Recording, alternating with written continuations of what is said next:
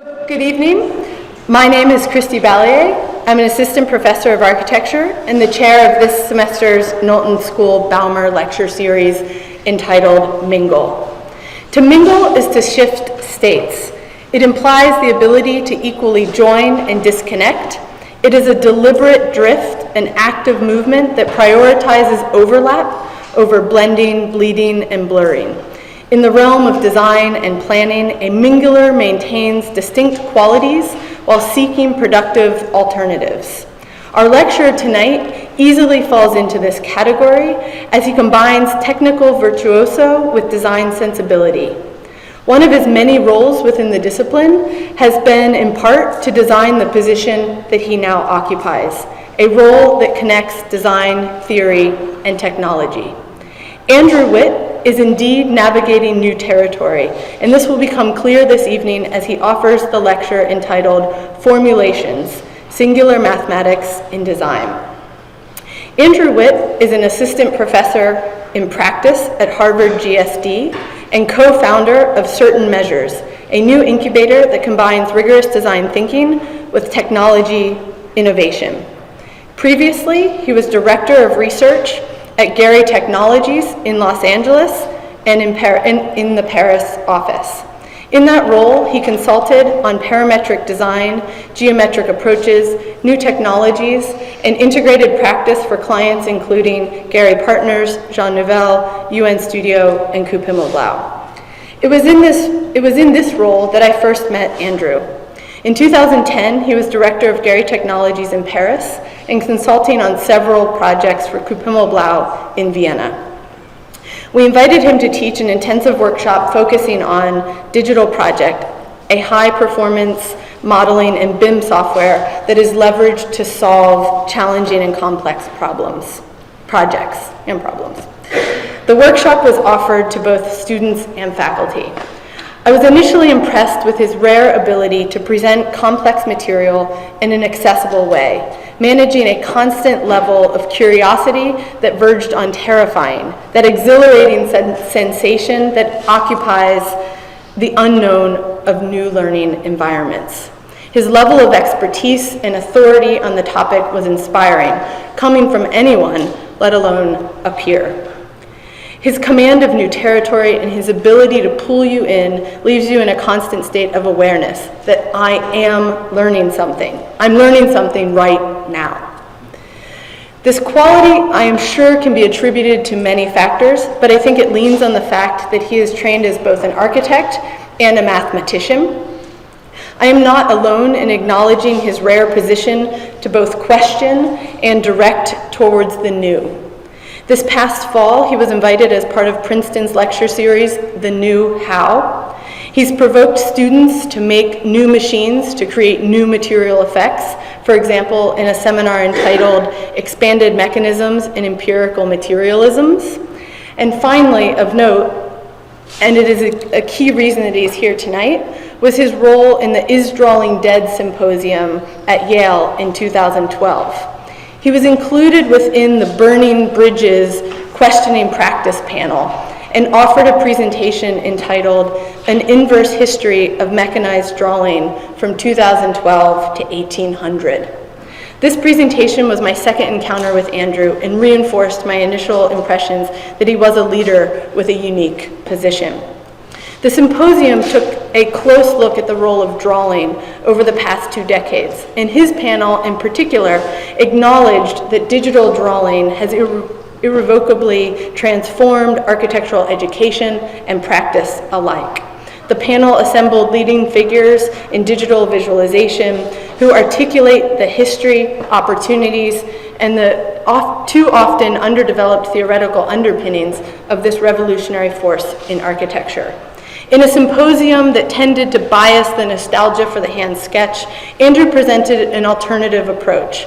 I recall that he started the presentation with the story of the planimeter, an instrument for measuring mechanically the area of plane figures. This launched him into a presentation of drawing via the perspective of mechanized drawings. It was by far the most provocative presentation and required the audience to think about the new through the lens of the old. His research range is broad. Not many people can include themselves within the publications surface, space, linear algebra and its applications, and linear and multilinear. I anticipate that you will see this range this evening, as the lecture will combine historical examples with his research at Harvard, Gehry Technologies, and his own design practice to trace the evolution of mathematical systems in design. Please help me welcome Andrew Witt.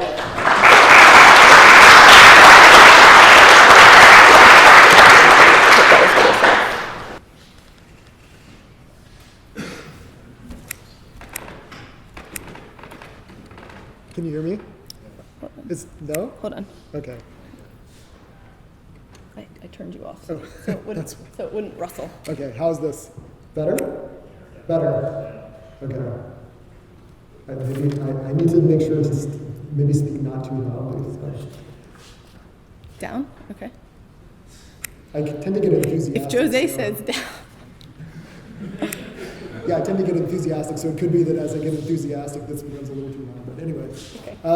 Speaking of terrifying, after that introduction, I think it's kind of like all downhill from here. I hope there aren't expectations that are astronomically too high after this, but I definitely appreciate the generosity of Christie's introduction, and really glad to sort of be here with you all this evening. So the topic that I'm going to speak about tonight is really about the relationship between architecture, design, and mathematics. And in particular, it kind of like takes a broad understanding of how science is generally interpreted as relating to architecture. And I want to tease out a few sort of historical moments, which I think illustrate well some of these interconnections, maybe underappreciated interconnections, which I think will lead into some more contemporary work. As Christy mentioned, some of my work at GT, GSD, and then design practice it's sort of brand new. It's like literally like 3 or 4 months old. So again, don't have your expectations too high. But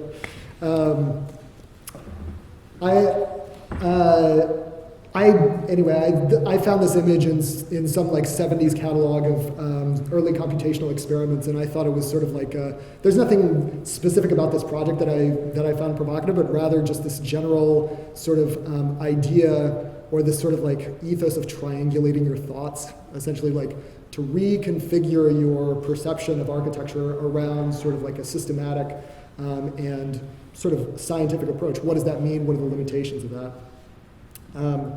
So in particular, I think one of the things that we'll sort of explore through the lecture today is the relationship between not only design and science, but fact and illusion, and the way that sort of scientific methods in design actually are in part illusion and in part a pretense towards fact or objectivity. And so this relationship between subject, object, and the sort of like armatures that we use to examine those, I think are going to sort of be front and center. And along with that are questions about like what's the relationship between sort of artificial constructions and naturalism. What is naturalism? What is the natural world, and how do we begin to engage it systematically? So we'll take a little bit of a derive through this historical research, through the sort of what I would call this sort of prehistory of design computation. So really we're going to be looking at these mathematical methods for the sort of seeds that they plant for tacit assumptions around design computation that are almost taken for granted today. And then on through some of my work at GT, Harvard, certain measures. So I want to first begin with the sort of boundary between the visible and the invisible, because as you look at the sort of like appropriations and misappropriations of sort of subjects like mathematics and science and architecture, often it hinges on ways to understand what is visible, what is true, and what is hidden or latent that can be made visible. So the boundary between that visible and invisible reality, in a way, often hinges on tools, conceptual and technological, that mediate that boundary. There's a certain reciprocity between devices and perception. And I'm going to sort of begin the lecture with a particular instance of that, a device that was as common a century ago as the smartphone is today, which is the stereoscope. So the stereoscope, if you're not familiar with these, basically they allow you to take simple, sort of like doubly printed cards, each with a specific perspective, and allow you to immerse yourself in a particular image. Typically, it's a sort of it's a tour. You take the grand tour through these cards, right? But they can also be sort of virtual worlds in a sense. So there can be sort of like doubly projective drawings, which actually give you perception or a sort of like certain representation of complex geometry. And at the turn of the 20th century, the stereoscope was widely used for this purpose, to sort of model and represent tools or objects of mathematics and physics. Projective geometry, spherical geometry, trigonometry, curvature lines, complex surfaces, and cellular lattices could all be efficiently represented through stereograms. So James Clerk Maxwell, who's sort of one of the pioneers of electromagnetic field theory, he used these stereoscopic images actually to explore this unseen world of field mechanics. So Felix Klein of Klein model fame said this about Maxwell. He says, "What distinguishes Maxwell to a great degree is a strong intuition, rising at times to divination, which goes hand in hand with a rich power of imagination. For the latter quality, much evidence can be cited, his predilection for diagrams and for stereoscopic figures." And so here, this guy who's sort of like the dean, as it were, of sort of like a topological understanding of geometry is talking about these stereoscopic images as being a sort of gateway to a certain unseen world. So the power of the stereoscope to make this illusory world hyper-real wasn't lost on artists. So Marcel Duchamp in particular was just absolutely fascinated with this effect. He was taken with stereographic technique and imagery. And in 1918, he proposed his first artwork, which drew directly on stereography, which you can see at the left. It's a single drawn stereo view, which he called stereography à la main, or stereography by hand. It shows a wireframe tetrahedron floating about an indeterminate plane. And this sort of topic, this relationship between unseen or sort of invisible geometry and the possibility of stereography to make that hyper-real, obsessed him to his death. In fact, literally on the day of his death, he had retrieved some 3D glasses, like literally these blue-red glasses, for his final installation, which he called Cheminée Anaglyphique, or literally the stereoscopic chimney. So, I mean, this was just an absolute obsession for him. So these intricate virtual wireframes, in addition to sort of revealing invisible geometries, introduce certain questions about perception, certain ambiguities of perception. They foreground certain sort of gestalt questions, actually, which had been current since at least since the late 19th century. And in particular, there's one question which was this very simple question of if two squares overlap at a corner, which one is in the foreground, right? Simple question of depth. In fact, this was a question that the Gestalt psychologists had devoted, entire works to. Paul Wertheimer, in particular, wrote a couple of pieces on perceived motion, on figural organization that asked this question about depth, this fundamental question about wireframe depth. Paul Klee sort of took up that project, and throughout his time at the Bauhaus, had a series of student exercises which interrogated this question of overlapping in depth and wireframe. How does that begin to create and organize depth in space? We see this not only in Klee's work, but in Albers' work. So Josef Albers, sort of a mainstay of early culture of visualization in design, was also sort of similarly obsessed with this question of intertwining forms. How do they begin to overlap? How do they begin to intersect? And what does that intersection mean in terms of depth? What is the sort of power of or sort of like subterfuge of perception in the sort of appropriation of those forms? So these are a few drawings of Albers that sort of like indicate this fascination. The one on the right in particular I find kind of intriguing because it shows actually the method of construction that Albers used to begin to create this oscillation, this ambiguity between foreground and background. So at the same time, mathematicians also began to think about this question of overlapping and intersecting forms as the genesis of a new type of mathematics, not theory. So these are some models by a guy who was actually a chemist by the name of Alexander Crummell. He was the first to diagram molecules, right? And as he diagrammed those molecules, he began to see how they would begin to interweave in chains. And through that sort of observation, he essentially developed a theory of knots. And so on the right, you can see some diagrams from his first paper devoted to this topic on the case of interlacing surfaces. And so these are literally woven surfaces that begin to define a new type of space, a new type of overlapping space, which begins to resolve this problem of overlapping and intersecting forms.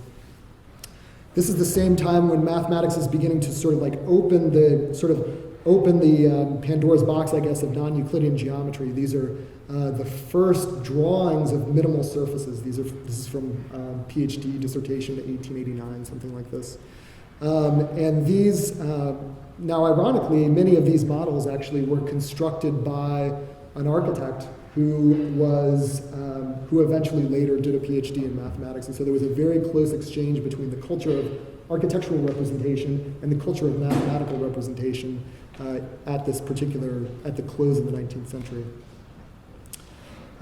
Here you can see some specific models that were designed as sort of ruled surface constructions. And these ruled surface constructions were models which were used not only to describe mathematical concepts, but in fact, they were used for drawing exercises in architecture schools. So if you look at Princeton's course catalog from right around the turn of the century, they list these projective models and as objects that architects would begin to draw. So there's this very close relationship actually between the visualization, the concretization of these invisible forms, and a new kind of visuality that's emerging in design at this moment. These drawings actually are sort of a further development of that sort of dialogue between projection and hyperdimensionality. So as ideas of sort of a fourth dimension or additional sort of or polydimensionality began to inform mathematics, there began to be a new urgency in the representing of those forms. And so the old sort of geographic methods that you would use to actually model, say, the Earth's surface, right? You could model the Earth's surface and then unroll those strips in a constructive and very specific surgical way. Those methods were used actually to unroll literally four-dimensional objects. And so these drawings that you see are not, in fact, drawings of three-dimensional objects, but in fact drawings of unrolled four-dimensional objects. So Washington Irving Stringham and a number of other people around this time were sort of, obsessed with this sort of exploration of this hyperdimensional reality through the concretization of these unfolded forms. Now, visualizing the subjective view of an object, that is the view of a specific mathematical construction, has always been in polar dialogue with the complementary techniques used to measure and spatialize the terrain extending around the object. That is, examining one particular form and mapping it is analogous in many ways to mapping the extended sphere, the world that we live on. Right? Those techniques are highly complementary. They use the same type of instruments. They employ the same kinds of techniques. And so at the same time, there were techniques which were essentially finding the area of the world in a way that was not possible before. Okay?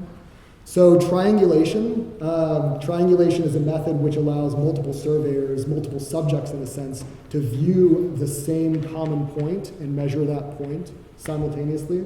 Triangulation was used to measure for the first time the areas of nations. So for example, France was a nation that had no idea how much area was in France before the 19th century. And so these types of methods were used to map in a much more precise way the geography of the Earth. And it's no accident that if we look at this type of triangular technique, this is exactly the type of technique that's used today in the representation of meshes computationally. So there's a reciprocity between the mapping of objects and the mapping of extended terrain. So one sort of interesting historical footnote, there's actually these sort of extensive triangulations of nations. They were the catalyst actually for the naming and mapping of the Himalayas. So Mount Everest was actually named during the process of the triangulation of India. And so this triangulation actually became a proxy way to understand all sorts of geographic manifestations, geometric or geographic facts about specific nations. Now, in this process of using specific sort of projective, mathematical, and geometric techniques in the qualification of vision, object, and terrain, architects began to take a very particular sort of, no pun intended, a very particular view on the subject. And in particular, Walter Gropius in his time at the Bauhaus began to think more particularly about what types of techniques and methods from this sort of like whole lexicon of tools architects and designers might plausibly use.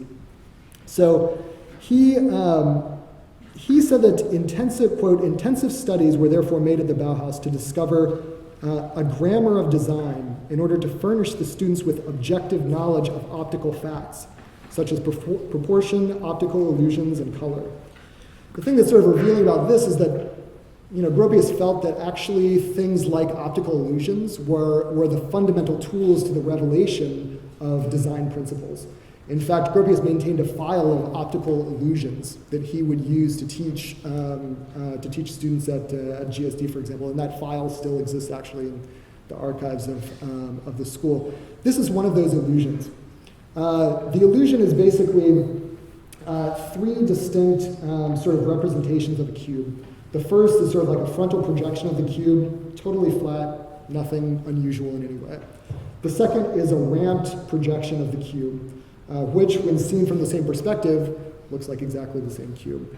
And then the final perspective is actually a series of radiating lines around which is wrapped a series of wires, which approximate in projection, again, the same cube.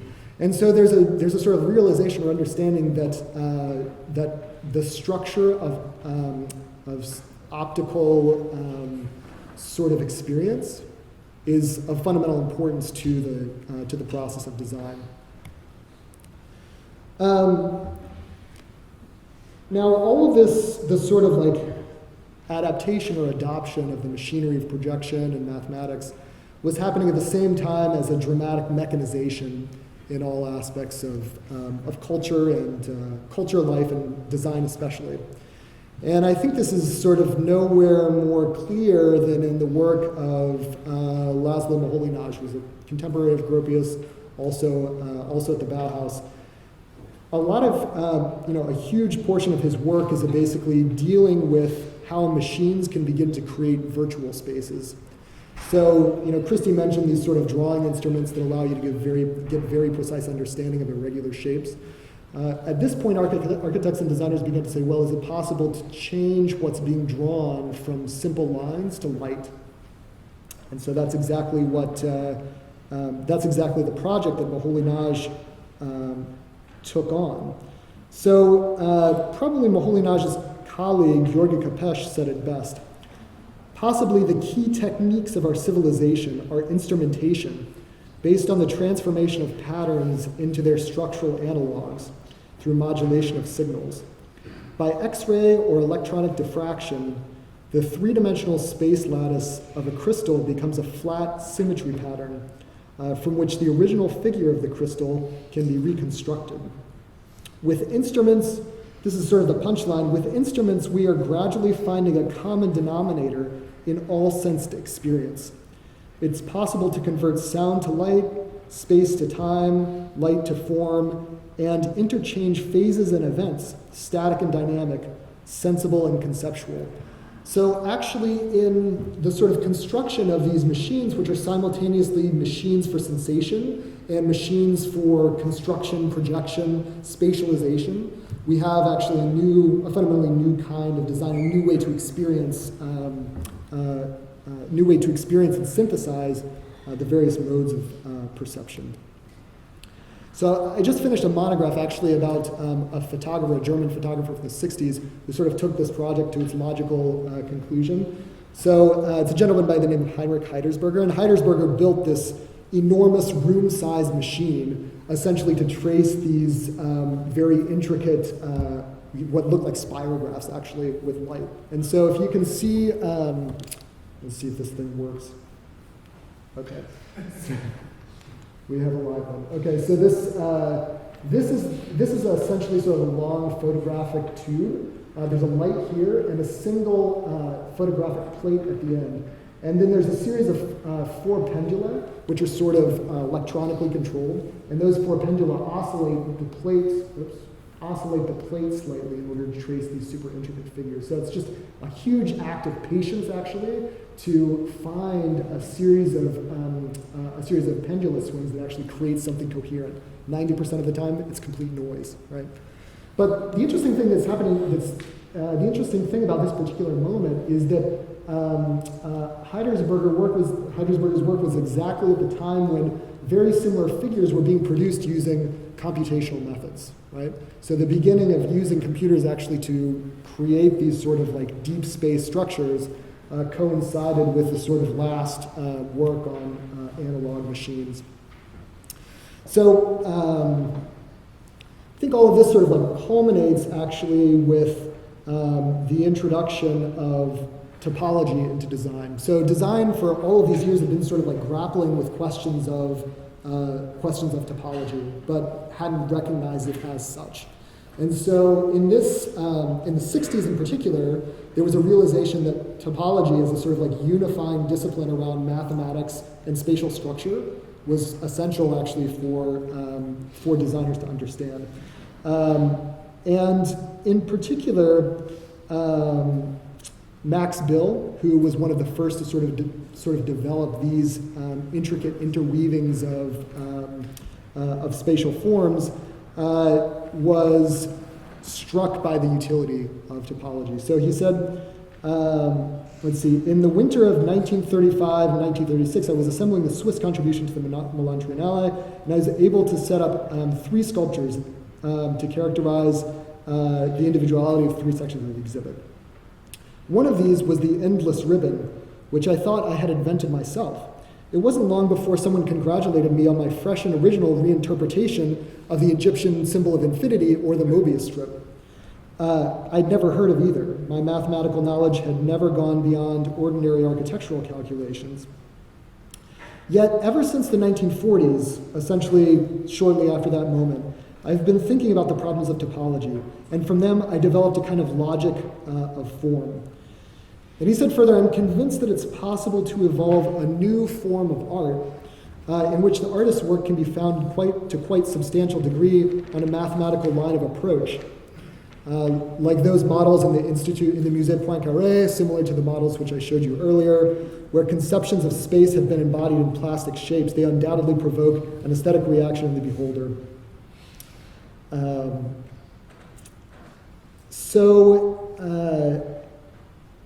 What is suggested here is an approach to design which is actually based, in some sense, on an objective understanding of plastic structures, an objective understanding of the structure of space and form. Something that,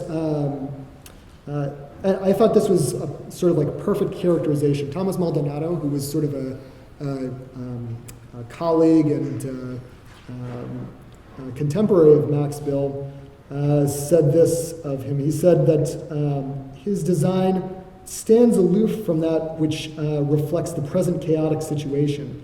He's convinced that it is far more valuable to exalt man within his better possibilities than to record his most dramatic situations.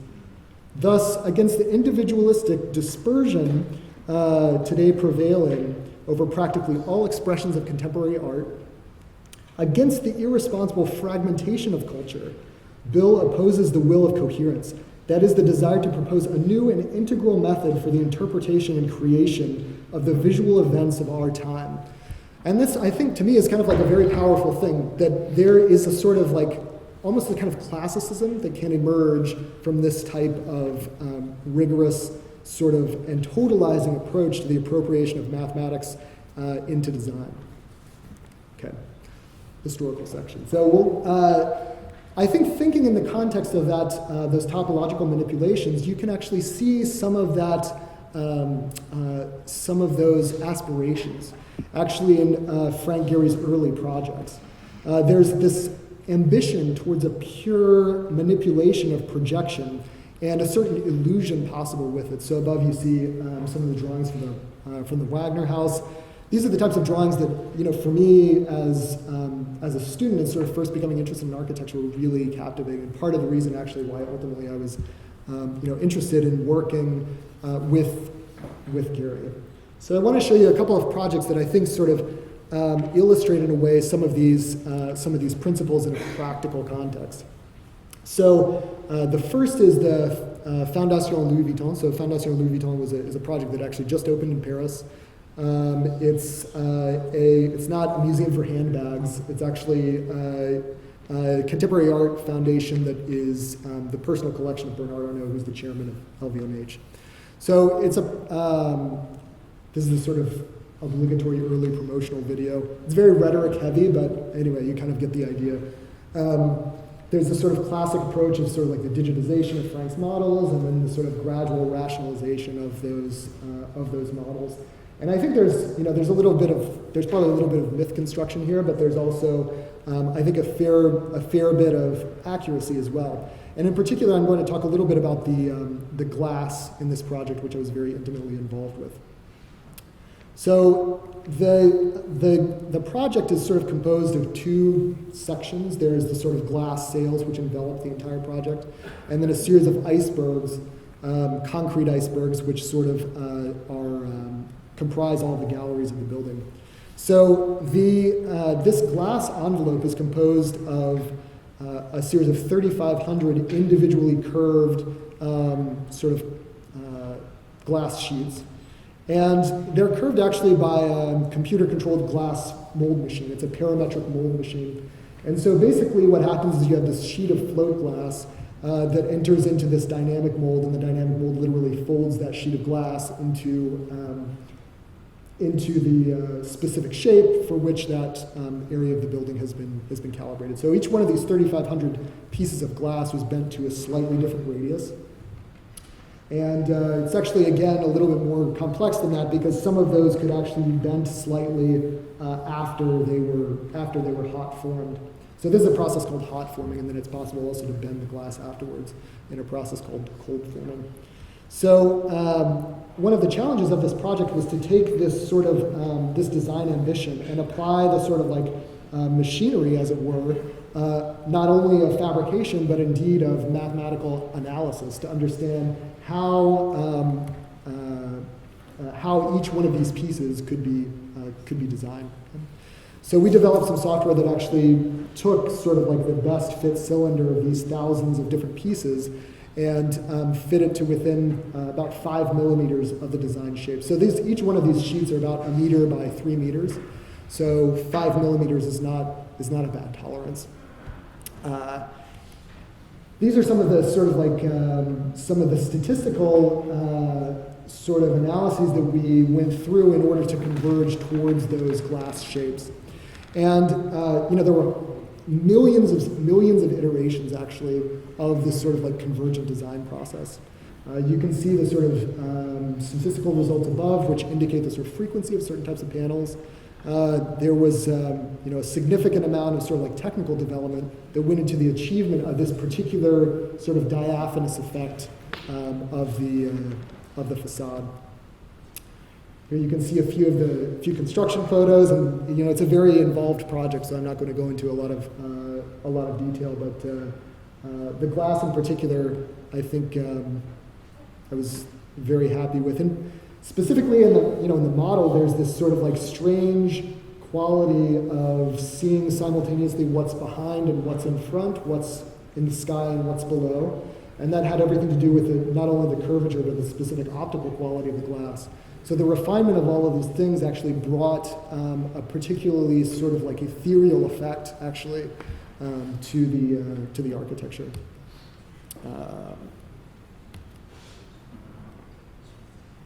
It looks a little bit like the Death Star as it's under construction, but anyway, it happened in the end.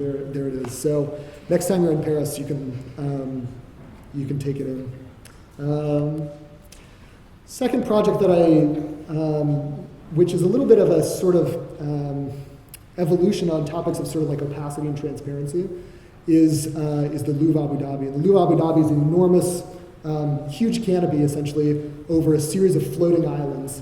Okay, on Saadiyat Island in the UAE, and this is a project which was very much about the sort of calibration of particular optical effects in the dome. There were actually 8 layers of cladding and a very thick structure underneath. And the idea, the sort of motivation of the project was to actually take microclimate information from underneath the dome and map that into the dome structure itself. And so literally the dome would parametrically open essentially in response to areas of sort of like high temperature, low temperature, and all the gradients sort of in between.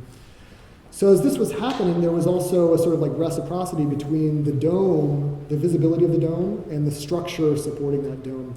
So with every sort of parametric change made in the dome, there was a re-optimization that had to occur with the structure below. So at the right, you can see the structure, and there were, the glass, there were about 3,500 individual pieces. This is a project that had over 100,000 individual cladding pieces. So it's a little bit different in terms of scale. There's a little bit of a detail of the structural module. And this guy is also sort of thankfully now under construction, which I would not have expected. It was on hold for some time, so it's amazing that it actually happened. So the last Gehry project that I'm going to show is actually a project for another architect again, for ADIS Architects. This is a project for the Al Bahar Towers in Dubai. And as you can see, one of the things that's unique about these towers is that they have a facade which kinetically folds. And basically what happens is that there's a series of sensors and timers which, in response to daylight conditions, begin to dynamically respond to the environment. So there was a fair bit of actually geometric precision that went into the articulation of how these things would fold. It was by no means a simple development. And that project, I guess I don't have the final images of that, but believe it or not, that's also built and working. So these were all sort of like instances of the development, instances of the use of geometry on a very sort of like practical scale for the sort of realization of a specific design partie. Now, my research at Harvard is a little bit more geared towards the development of formal methods that generate new designs, right? So in particular, how can we begin to think about these these questions of topological structure and fold into them requirements of construction and assembly? So how can we take all of that machinery and intelligence actually from something like Gehry Technologies and fold it into a process of form making? And fold it into a process of integral form making. So these are a few examples of those kinds of topological exercises. And in addition, there's a fair bit of work that we've been doing actually on kinematics. How can we begin to think about kinetic structures not simply as folding faces, but actually as folding volumes? And this is one area of research that I think it's sort of wide open. It's sort of a little bit of an untouched area in a way. Is how do you begin to take volumes and chain those volumes together actually as adaptable structures. If you're familiar with these old like Roy Harryhausen movies, these have kind of like a little bit of that quality, I think. And then sort of final chunk of the research that I'm undertaking at Harvard is really about sort of the development of machines and the encapsulation of mathematical logic. So if we had, if we think about the process around the Fondation Louis Vuitton and the sort of material dynamics that were involved with that, the sort of intelligence that has to be extracted in order to operate with that kind of material, is it possible to embed that intelligence in new types of machines that work with specific new types of materials? So these are some projects actually from one of the research seminars asking that question. And so this is actually an inflatables printer. And so these students actually took a laser cutter, sort of got rid of the laser and replaced it actually with a sort of, with a print head specifically for inflatable glue. And I have to say that this looks easy, but finding this inflatable glue was like 3 months of trial and error. So, so you have to give these guys like a little bit of credit around that. But what's interesting about this project is that actually there's a very intricate and specific relationship between the pattern which is printed on those inflatables and the resulting curvature from inflation. Right? So here you can see a little bit of that dynamic change, and definitely the difference in qualitative behavior based simply on those inflation patterns. So they're a little twitchy. But, oh, this one's kind of weird. That was a little bit odd. But the thing that I find fascinating about these, besides the fact that, so, I mean, there's an entire area of what's called soft robotics today, which is basically around the development of robots which don't have mechanical components, but actually have sort of pneumatic components.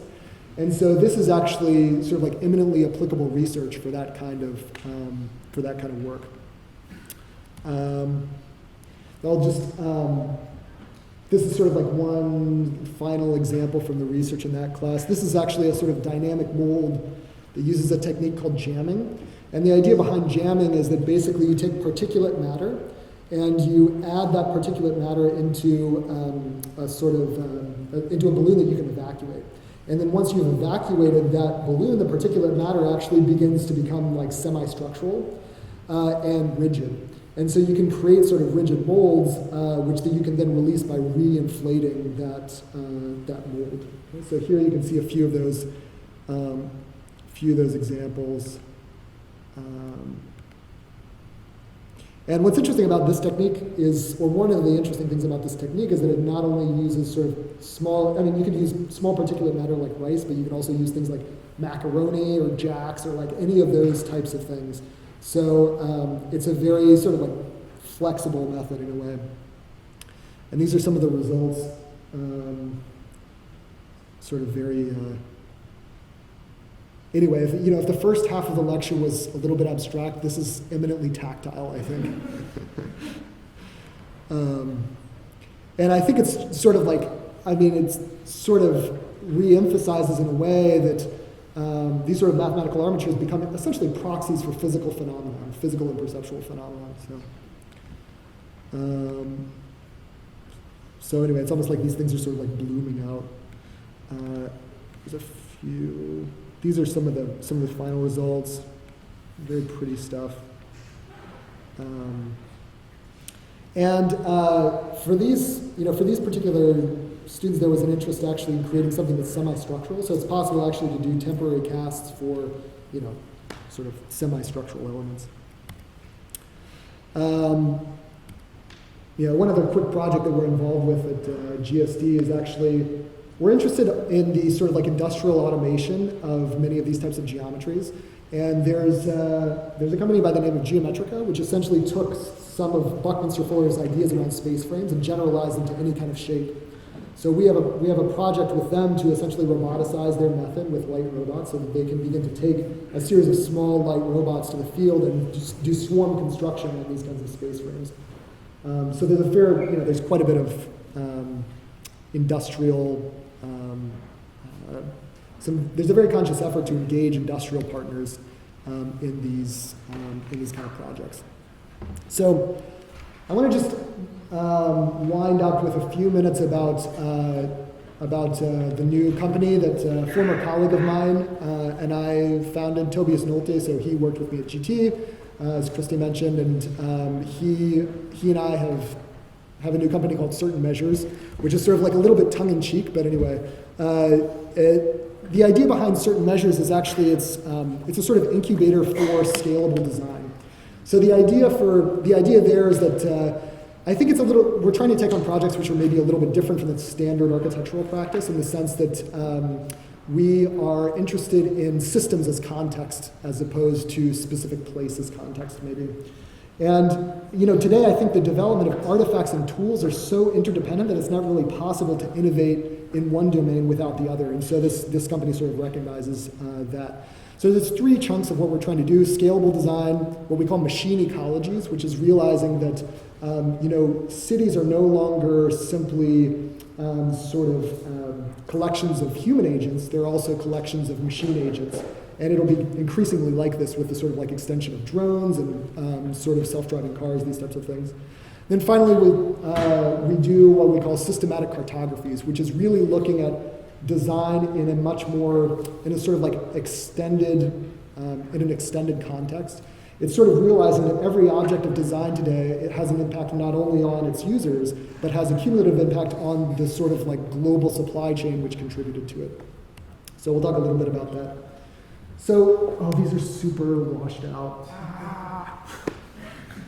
Oh no. Okay. Well, this is so bad. This is so. You have to trust me. These are actually very beautiful drawings. Half of the line work is missing. All right. Anyway, well, I'll explain first one of our research projects, which is basically taking some of these ideas from places like the Fondation Louis Vuitton, the sort of topological work that we were doing at GSD, and say, is it possible to create sort of simple structures which are composed entirely of sort of like flat quadrangular panels and which can be constructed using only sort of flat pack construction techniques? Okay, and that goes not only for the surface itself, but also all of the structure underneath that surface. So actually, maybe this. This is a little bit rough, but I mean, at least you can see the lines. So the idea here is that, I discussed this idea of minimal surfaces. So minimal surfaces are basically surfaces which are given a certain specific boundary. They have the minimum area in between. They have this very sort of like organic and sort of, very super beautiful forms.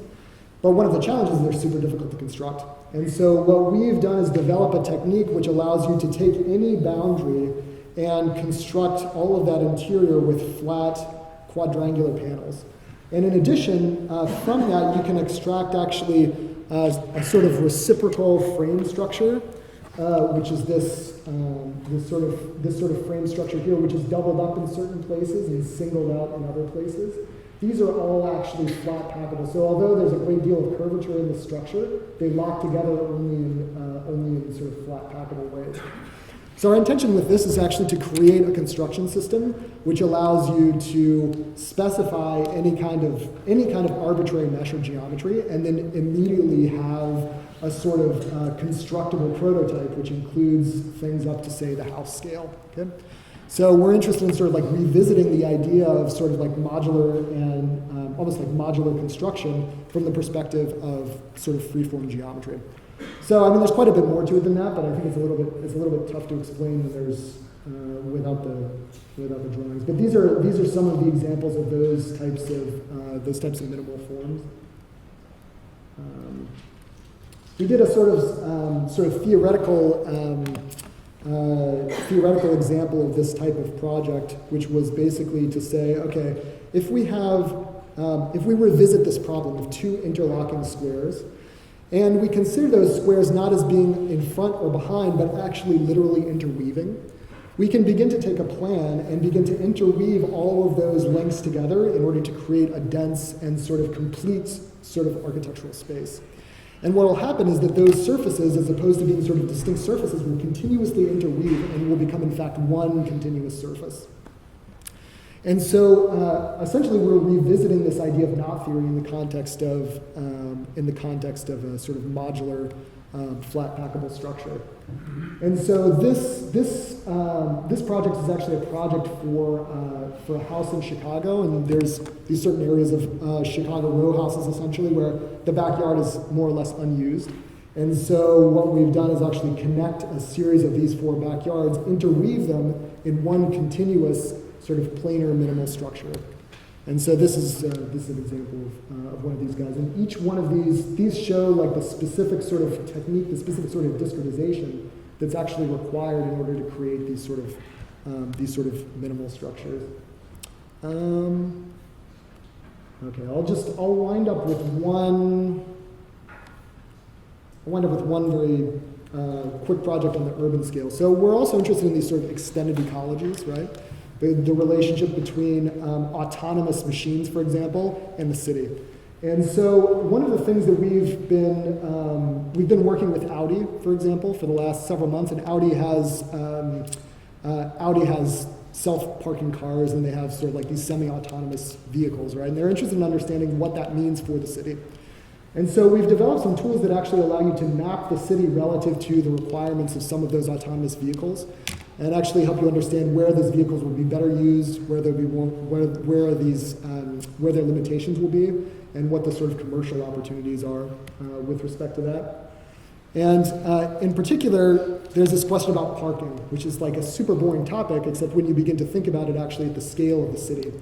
So if you took all the parking in San Francisco, for example, the public parking, and lined it up end to end, it would go from the Mexican border to the Canadian border, right? And there's literally trillions of dollars of real estate that are locked up in parking. And so essentially what we're doing with Audi is developing tools that allow us to estimate how the city can begin to change if you have an autonomous vehicle, right?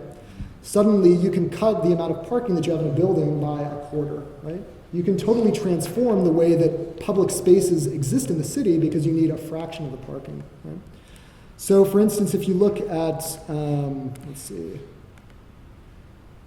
if you look at Dodger Stadium in Los Angeles, this is one of my favorite examples because it's basically wreathed in this halo of parking. If you were to replace this with sort of parking by autonomous vehicles, then you could literally save almost all of this area, right? So immediately you essentially have a city which you can then build. It completely changes the dynamics in terms of urban planning, and it's due to this sort of like to the specifics of this particular kind of autonomous machine. All right, so. Well, one other footnote. We also do consulting. So we have a very good relationship with Soil, Florian Neidenberg's firm, and so one of our latest consulting projects is actually, this is also super washed out. One of our latest consulting projects is actually, oh man, okay, is actually the sort of, these are, it's very hard to tell, I guess, but these are actually concrete shell sort of hyperbolic shells covering this new art space. And so we've provided a lot of the sort of like geometric and material consulting actually around the optimization of these forms. So in addition to using this sort of like mathematical machinery that we've developed for our own projects, we work with other architects as well. So, so thanks for coming along on this journey with me, and I'd be happy to entertain any questions if there are questions.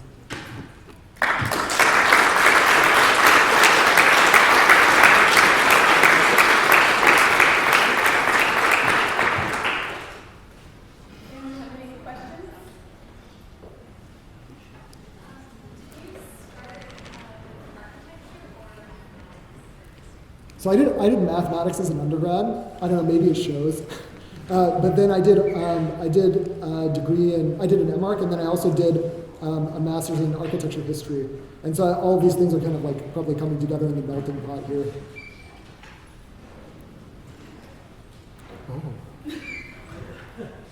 Yeah, my question about Gehry, the class story. I mean, when I saw it, I was very surprised because, and I suppose it's for maybe allowing certain elasticity, but the glass is fixed to lunar beams.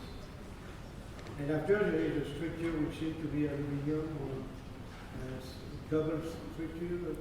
Yeah. So why the system of glulam beams? Is that to see with the possible deformation of the Yeah, so basically one of the things that was challenging about that is that those things are literally sails, right? There's just an enormous amount of wind pressure on those things, not only from the front, but also from the back, and there's a ton of uplift. And so one of the challenges is, there was a facade consultant actually working on the project as well, RFR Tests. Basically, one of the things that they did was simulate the amount of pressure that was going to be applied to any of those pieces of glass. One of the things that you didn't see was actually those sort of like pressure characteristics had to be integrated into the glass design. So when we were planning the curvature and everything like that, all that also went into the mix. But each one of those pieces is actually effectively isolated from the other. It doesn't act like a shell at all. They're basically sort of like clamped into place on these hooks.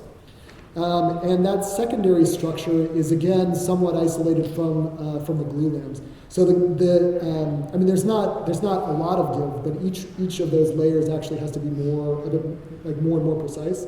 So you're exactly right. I mean, there is some isolation actually between the primary structure of the glulams and this sort of like secondary and tertiary structure, which actually frames the glass itself. So I mean, that canopy is actually waterproof. But it's not actually the rain screen for the building. It just acts essentially like an umbrella. And so it's actually it's kind of beautiful because the sort of upper layers actually are these not enclosed, but these sort of like garden terraces. And so you see out into the Bois de Boulogne, which surrounds the building through these canopies. So even on a rainy day, it can be a pleasant experience. So that when it opened, actually the day it opened, it was kind of raining. And so I speak from experience. Gehry says it is a sail. It's a sail. Yeah, that was the analogy, and also practically this is kind of how it So I goes. hope it's not going to fly for a moment. Yeah, who knows? It's supposed to have a 100-year lifespan, so we'll see. Cross your fingers. Yeah. I thought the lecture was great, and one of the things that I'm curious about is the question of the usefulness and uselessness in some of your work. I've been thinking a little bit about like Polygonage and especially like Duchamp. They're interested in some of these mathematical concepts, but sometimes the work sort of puts it on display that you can you can read sort of the mathematical principles in the thing itself, and sometimes not so much. It's more the effect of able to just issue a design in particular. And it seems like some of your work sometimes has a huge level of application of usefulness in terms of your consulting, etc. But then some other portions of what you showed tonight, maybe there's a certain level of uselessness, like especially the amazing kind of tests that you're doing with your students, which obviously they have an application per se, but there's also a whole other thing that's going on with them, which is a bit more ambiguous, like, in terms of their effects. I'm curious, when is it that you feel that the sort of principles or the interest of the research gets, let's say, displayed in a way that is legible in the work itself, and when is it not so important to you, or do those things matter at all? Yeah, that's a good question because inevitably these kinds of computational tools have there's always a question of excess in a way. And maybe like uselessness. I mean, it's funny actually. There was, I think of this quote of Thomas Maldonado, who's also a little bit in the lecture, who basically said that we can't demand. Function is basically like not sufficient to define design, but we can demand that function is the equal of the other sort of dimensions of design, the sort of like aesthetic dimensions of design. Or the sort of like, I don't know if you would call those like the useless aspects of design, but I mean those aspects of design which begin to elevate conversation and elevate the discipline in terms of its sort of like realm of engagement. So I think there's kind of like, there's some things, like the Audi stuff at a certain level is probably very much on the useful side as opposed to the useless side. But drawing that line is a little bit. I think it's a constant challenge, and a little bit it's a choice. It's part of it's part of the existential demand of design, I guess, is sort of assessing, okay, well, does this particular project, what are the opportunities for this project in terms of experimentation or in terms of sort of like application? And, you know, everything that I showed, I consider research, and everything that was shown, even these sort of like, even the sort of machine experiments, I consider a sort of piece of the puzzle of sort of like systematic design. And those are the experiments which essentially sort of like create new frontiers for that systematic gathering of information. And they don't, applicability, applicability is also sort of a slippery subject, because those things actually have immediate applicability into the answering of certain questions about the relationship between machine and material, and process and design. So, I mean, I think, I don't know, maybe it's a little bit evasive, but it's also because it's actually sort of like a slippery question, and a question that actually has to be confronted, I think, perpetually in design. I mean, this is the process of design in a way is the process of answering that question perpetually, I guess. Was that evasive enough for you? No, I think, I completely agree with you.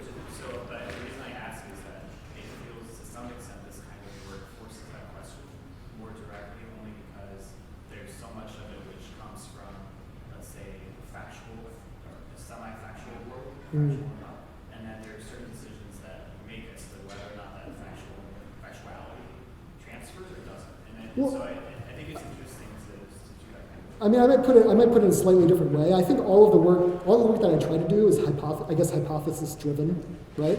And those hypotheses can be highly speculative, or they can be sort of like a bit more pedestrian, but there is an aspiration to answer an unanswered question in all these projects. And so I think that's the sort of like red thread that binds everything together. Other questions? One last question. There's one over there. I guess if your Dodge Park example, in terms of parking and having more accessible land, how do you deal with other, I guess, besides just car maximization, population? Now that you have all this extra site, I guess highest and best use of that site and the population demands of where do those people come in to infill for development? Yeah, I mean, that's a super interesting question, because, one of the things that one of the big questions is, okay, if you're going to make the best use of self-driving cars, basically, you have to have sort of like developer infrastructure that's willing to take advantage of those things and kind of understands the possibilities, because car manufacturers are not going to go out there and develop these lots. I mean, they just don't do that, right? And there's essentially you have to have some developers that are educated a little bit on how that can happen, but at the same time, you have to develop some tools and techniques that allow them to understand what the possibilities are. You have to create a story and bring them into that story. And so that's a little bit actually what's sort of like happening here is